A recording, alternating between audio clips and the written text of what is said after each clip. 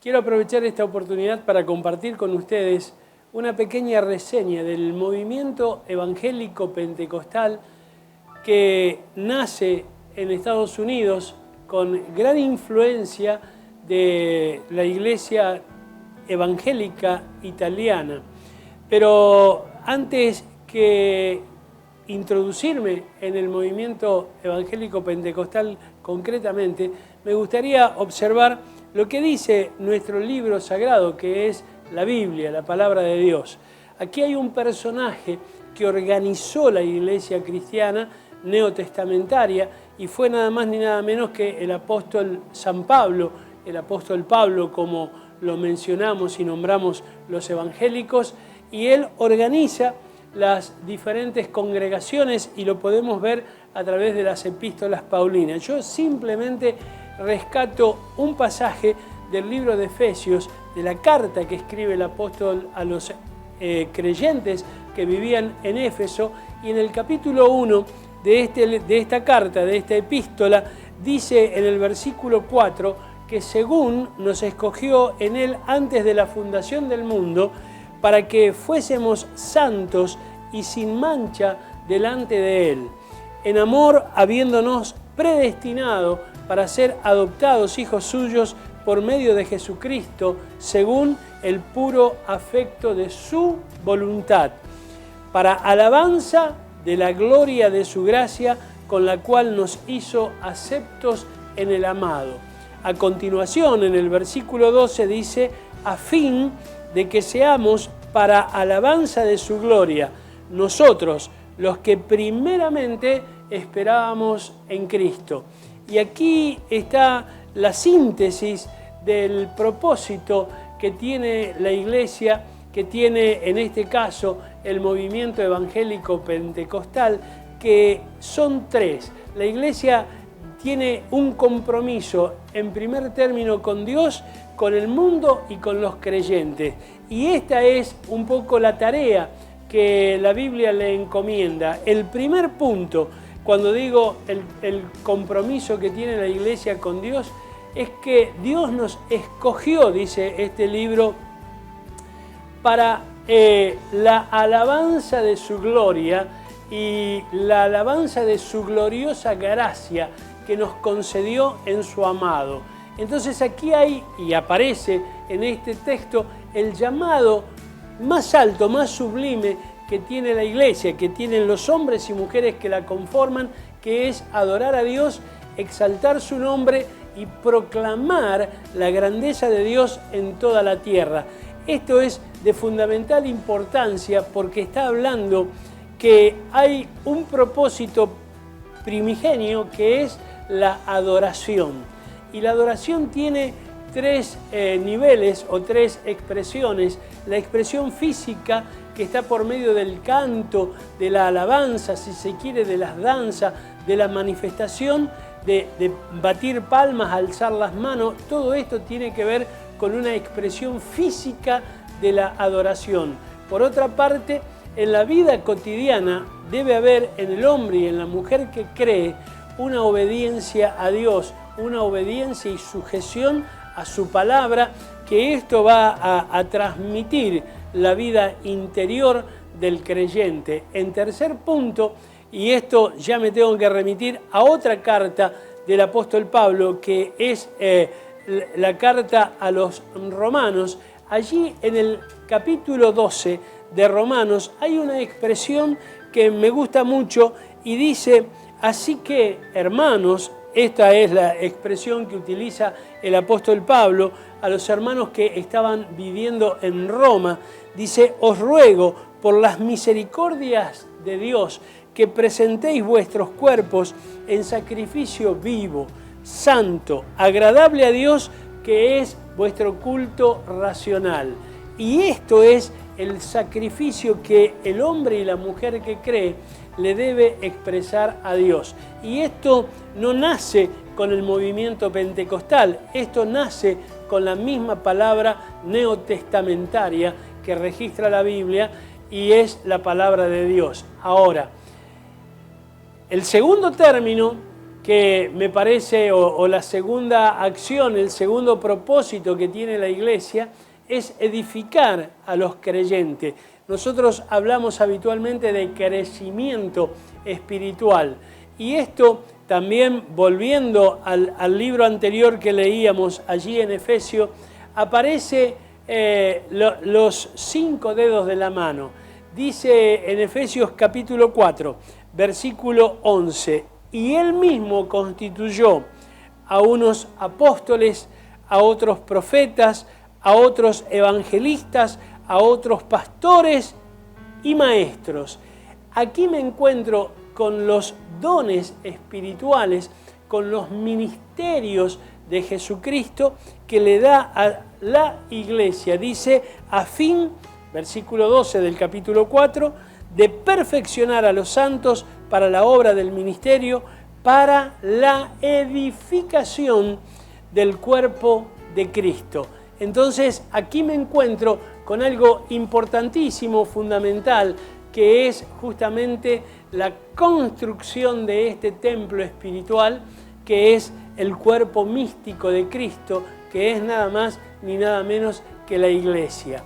Entonces, me queda y me resta no solamente ver los 5 sentidos de los ministerios, sino también la función que tiene, el propósito que tiene la Iglesia para con el mundo, para con el hombre y la mujer que no cree. Y nosotros lo que tenemos es que transmitir, como dice la primera epístola de Juan en el capítulo 1, versículo 3, lo que hemos visto y oído, eso os anunciamos. Es decir, nuestra experiencia, vale decir, lo que hemos aprendido a través de la teología bíblica, lo que hemos experimentado a través de las experiencias espirituales y sobrenaturales, lo que nos han contado, los testimonios que hemos escuchado, eso es lo que venimos a compartir con ustedes. Lo que vimos, lo que nos han contado, lo que vivimos y lo que esperamos. Porque aquí tenemos en el cristianismo, en la palabra de Dios, algo que me emociona y me seduce escuchar esta expresión, y es el apóstol Pablo diciendo, nosotros no somos como los que no tienen esperanza. Y justamente en un mundo donde hay tanta desesperanza, tanta desazón, aparece una palabra fresca, viva, eficaz, como la palabra de Dios, y dice, tenemos esperanza. Y esto es glorioso porque cuando logramos mantener el equilibrio entre la adoración a Dios, entre la construcción de la Iglesia y la ministración y la predicación al mundo, bueno, vamos a encontrar que justamente allí se va a estar cumpliendo el propósito de la Iglesia en esta tierra. Cuando nosotros hablamos del movimiento evangélico pentecostal, me gusta transferir esta idea porque movimiento es algo que no está encauzado, sino que se extiende irregularmente. Y justamente esto es lo que lleva a que el movimiento pentecostal tenga una dinámica y una extensión notable. Nosotros en nuestro país estamos hablando de aproximadamente 16-17% de la población con participación de la iglesia evangélica o en la iglesia evangélica.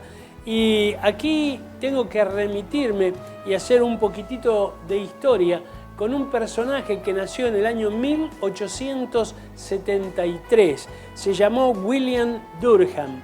Y este hombre, que venía de una zona rural de Kentucky, se unió a la iglesia bautista. Era un hombre de una familia bastante simple, sencilla, y comenzó a trabajar en la difusión del Evangelio. En el año 1901 funda una misión del Evangelio completo, y la iglesia estaba ubicada en Chicago. Y esto me parece útil comentarlo, porque este hombre de Dios logra ser influenciado por el avivamiento de calle Azusa, Azusa Street, Y esto tiene que ver con aquella manifestación sobrenatural del Espíritu Santo que por entonces no se vivía. Y una de las manifestaciones más comunes y generalizadas era que las personas hablaban en nuevas lenguas, lo mismo que sucedió en el aposento alto el día de Pentecostés. Entonces, aquí se encontraban los más tradicionalistas que miraban con una cierta desconfianza este tipo de manifestaciones y dudaban acerca de ella y lo tomaban, como se dice comúnmente, con pinzas. Y sucede que Durkheim ya tenía su congregación, pero allí un hombre, un miembro de su congregación, comenzó a hablar en nuevas lenguas. Así que se traslada de Chicago a Los Ángeles para verificar justamente estas expresiones, estas manifestaciones.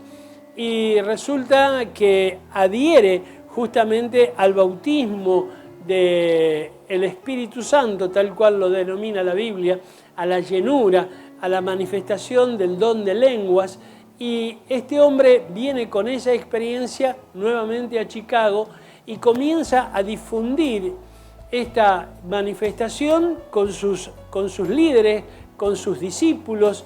Y aquí y hago toda esta introducción porque uno de los hombres muy cercano a Durkheim se llamó Louis Francescon.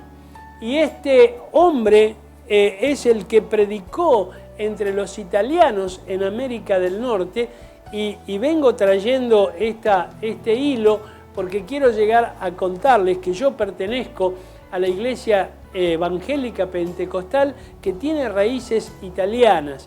No por nada me llamo como me llamo. Entonces, esto muestra a este hombre, o esta historia pretende mostrarte a este hombre, que es el que llega con el evangelio, pero este evangelio carismático que nace en la calle Azusa de Los Ángeles, viene a Chicago y de Chicago se van reencontrando algunos italianos y ellos llegan a transferir este mensaje a justamente su colectividad y llega el momento en que deciden viajar hacia América del Sur y a Brasil.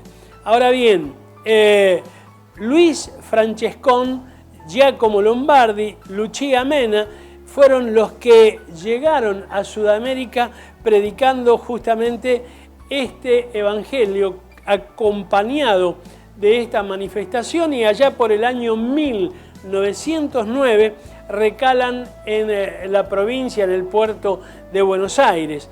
Y hay localidades que visitan: San Cayetano, Tres Arroyos, Tigre, Necochea y Capital Federal. Ya en el año 1910, Luis Francescon recibe un mandato de Dios, una visión, y abandona Argentina y viaja hacia Brasil. Juntamente con él viaja Giacomo Lombardi, y Lombardi durante el mismo año, 1910, regresa a Argentina y se establece en San Cayetano. En julio, yo te había mencionado dentro de los que habían llegado aquí, Francescon, Lombardi y Mena. La familia Mena regresa justamente a Chicago y la obra en Argentina queda con unos poquitos creyentes en Tres Arroyos.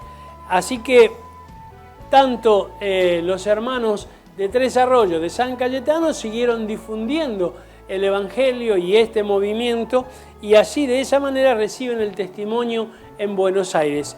Pasan los años y lo que sucede, lo interesante para rescatar aquí, es que estos hombres, estos italianos, llegan justamente a la provincia de Santa Fe, más concretamente a la ciudad de Buenos Aires. En el año 1926 llega desde Italia Luis Maizano, León Maizano, Antonio Marrapode y Natalio Inga. Cuatro italianos que venían de Calabria, venían a trabajar y habían vivido la experiencia evangélica, la experiencia pentecostal en Italia y trajeron ese testimonio a nuestra ciudad. Aquí se agregaron, cuando llegan estos varones, dos más, José Intelesano y Leoluca Caparrota, que llegan a la ciudad de Rosario, se contactan con un grupo de italianos inconversos, a los cuales le transfieren su fe y comienzan a trabajar aquí en casa de familia, que luego alguien recibe una revelación y le muestra un lugar donde había una viña y esa viña estaba ardiendo. Y la expresión profética fue que allí debían construir un templo. Hoy todavía sigue en pie ese templo en calle Viamonte al 1800, donde de allí nacieron pastores que hoy están liderando diferentes congregaciones de nuestra ciudad, y aquellos pastores que de pronto tienen nombre italiano, hay una gran probabilidad que hayan salido de esta organización, hayan comenzado sus propias congregaciones y tienen estas raíces que viene del avivamiento de Calle Azusa, el avivamiento de Los Ángeles, Chicago, Tres Arroyos, San Cayetano, Capital Federal, llegaron a Rosario y se extendió ese movimiento italiano a Mendoza y a Santa Fe capital. Hoy contamos esta historia para que conozcan medianamente de dónde vienen la Iglesia Evangélica Pentecostal Italiana y de dónde venimos aquellos que hoy tenemos nuestros mayores, nuestros abuelos, nuestros padres que trajeron su fe, pudieron pasar libremente por aduana porque la fe la traían en sus corazones, la pudieron compartir y al día de hoy miles hemos creído en este evangelio neotestamentario carismático, donde creemos en los dones del Espíritu, en la manifestación del Espíritu Santo y en el don de lenguas, tal cual sucedió el día de Pentecostés. Muchas gracias. Bendiciones.